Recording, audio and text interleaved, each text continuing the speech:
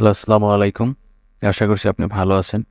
তো আজকে আমরা দেখব যে একটি ওয়ার্ডপ্রেস ওয়েবসাইট কিভাবে আপনি লাইভ হোস্ট করবেন। অনেক সময় ক্লায়েন্টের কাজের জন্য, প্র্যাকটিসের জন্য আমাদের লাইভ ওয়েবসাইটে হোস্ট করতে হয়। তো সেক্ষেত্রে আমরা কিভাবে ফ্রি করতে পারি ডোমেইন হোস্টিং না থাকলে।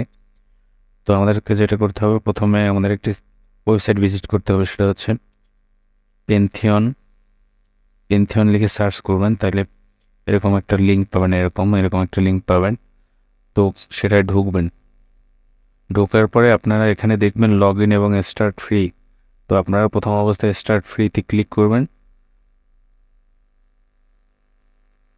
স্টার্ট ফ্রিতে ক্লিক করার পরে আপনারা এখানে একটি রেজিস্ট্রেশন করার ফর্ম পাবেন।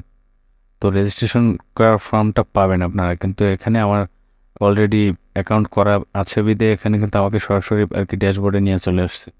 তো আপনারা এখানে একটি রেজিস্ট্রেশন ফর্ম পাবেন, এমনি যেরকমের রেজিস্ট্রেশন করেন ঠিক ওইভাবে অ্যাজ ইউজুয়াল ওইভাবে রেজিস্ট্রেশন করে এরকমের একটি ড্যাশবোর্ড আপনারা পাবেন। তো পাওয়ার পরে প্রথমে আপনারা আসবেন এখানে। আসার পরে দেখবেন ক্রিয়েট এ নিউ সাইট, এখানে দেখতে পাচ্ছেন এই যে। আর অনেকগুলো ওয়েবসাইট এখানে আপনারা হোস্ট করতে পারবেন, এই যে এখানে আমার অনেকগুলো করা আছে। তো ক্রিয়েট এ নিউ সাইটে ক্লিক করবেন। আচ্ছা, তো আমাদের একটু অপেক্ষা করতে হবে, যেহেতু একটি পাবলিক সার্ভার, তো সেক্ষেত্রে অনেক সময় একটু লোড নিতে পারে। তো কি হোস্ট করবেন, কোন টাইপের সিএমএস আপনি হোস্ট করবেন, ড্রুপাল না ওয়ার্ডপ্রেস? তো ওয়ার্ডপ্রেস করবো আমরা, যেহেতু তো ওয়ার্ডপ্রেসে ক্লিক করব।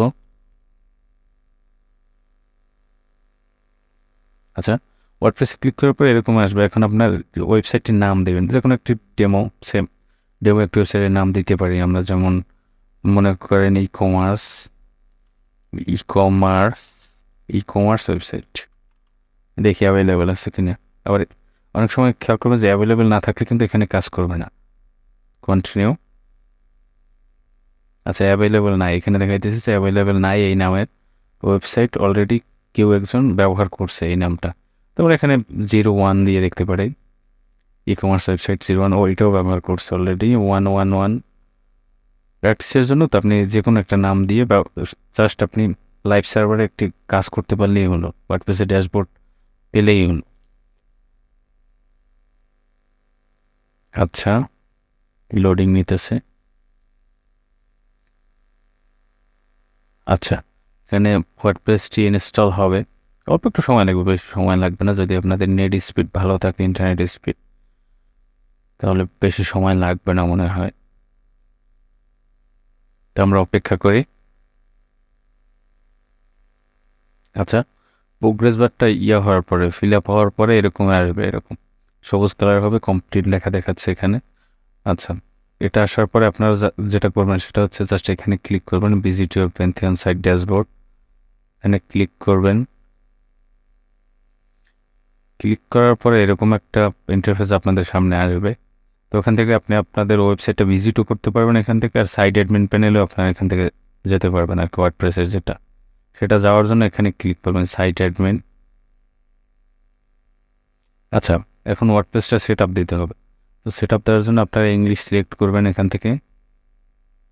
করার পরে এখানে সাইট টাইটেল দিবেন, ওয়েবসাইট টাইটেল যেটা আমাদের এজেন্সির নামটা আমি দিলাম। আচ্ছা, এরপর ইউজার নেম হিসেবে আমার নামটা দিলাম। আচ্ছা, পাসওয়ার্ডটাও আমার নাম দিই, এই যে এখানে, না এটা না দিই, অ্যাডমিন দিই।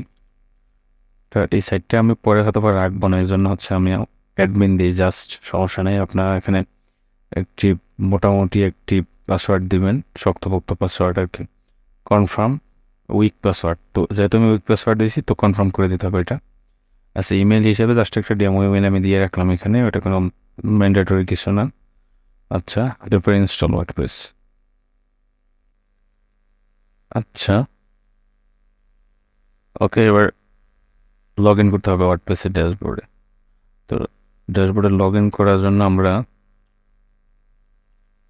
ইউজার নেম এবং পাসওয়ার্ড ব্যবহার করলাম। আচ্ছা, এই যে